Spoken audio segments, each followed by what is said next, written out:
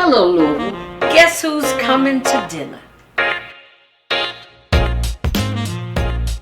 I wanted you to come on the show, Clifford, because I know you have a lot of knowledge about um, housing in the community and some of the policies that are set up. I know that but you know, some people can't afford to purchase homes anymore, and most people in the West, those homeowners that were really in the West when the white flight left the West End and the blacks moved in, that most of those people that own those homes have either passed they're deceased, or they've passed those homes down to their children, and they pass those homes down to their children.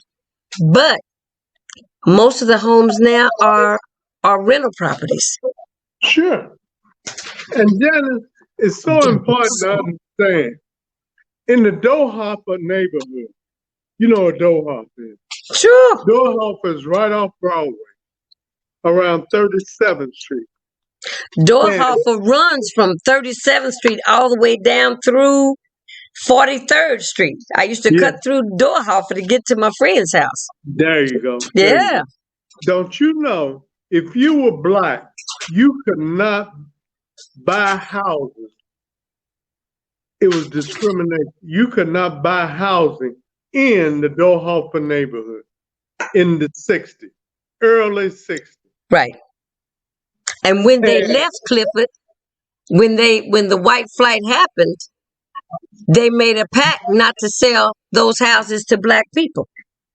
And it was in the deed. It was in the deed? Oh, that's deep. And most people don't realize that in the 60s, in the 60s, 1960s, early 60s, that was the only way in which you would be able, you had to get a white agent to get the property.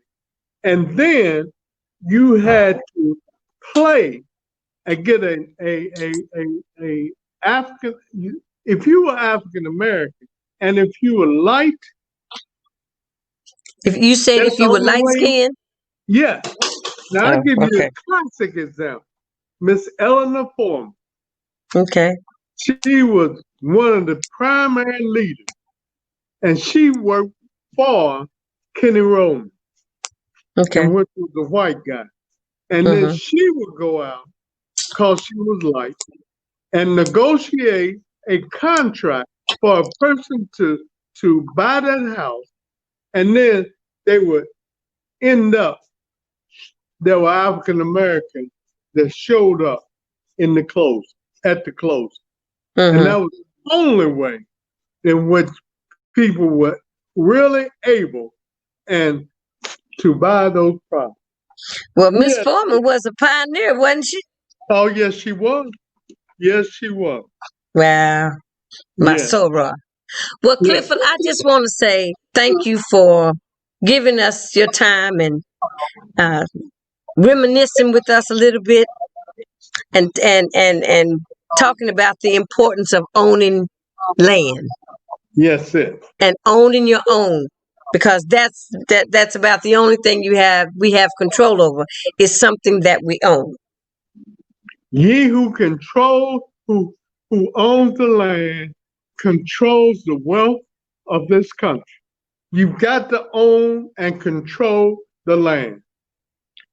I want to just lastly say, there are so many programs that are out here that is available to everybody. The thing is, challenge them and take it. Don't be scared of it. When I was president of the NAACP, I couldn't understand how in which was owned and controlled and started by a lady called May Street Kid. I know Miss May Street Kid. Yeah, May Street Kid went up and started a housing program through the Housing Finance Agency. Currently, we have a black man that's chairman of that board. And I looked, when I was president of NAACP, there was a program that started called Low Income Housing Tax Credit. It's more people that went through that program than it ever has been. And it's run and controlled by an African American. It's difficult to understand. Go in there and take it. Do it. Whatever it is. That's one of the reasons I created a manual to be able to train people of how they can get access into all of this money. Yeah. And well, I'm going to bring you back on, and we're going to, maybe we'll get into your manual. So, or maybe we can set up an opportunity for you to maybe do a little mini course. You never know. I mean, because knowledge is power. Woo. The more we know, the better we will do. That's it. On that note, I'm going to say to you, Professor, thank you so much. I appreciate it. There was once upon a time in my lifetime that I got to be in the entourage of a president. And that was you. So I want to thank you for those 3 years that you were president, and I got to perform at your conventions. That's why we're here today. Take care. Tell the missus I love her. And we'll see you soon. Check us out. Okay? Take care. Thank you for having me. All right. You're more than welcome, darling. All right. Bye-bye. Clifford Turner. You know, the civil rights moves in, and it moved us in the West after urban renewal, and most of the businesses were torn down on Walnut Street, you know, for no good reason, but just to get rid of them, to destroy our neighborhood. But I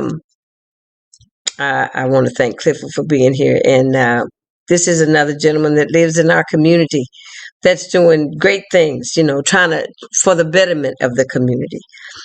He refurbished Stephen Foster and made it a senior citizens home, and he refurbished Shawnee Elementary, which is now Shawnee Gardens. So young man has done some wonderful things, and he's represented our city well. So I thought that his voice needs to be heard, and the city needs to know that he's on the front line trying to make sure that racist policies are not in effect against us in that housing industry.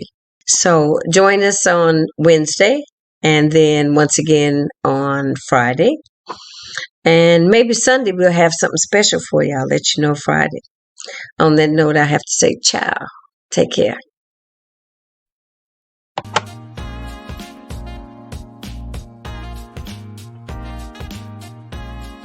Time.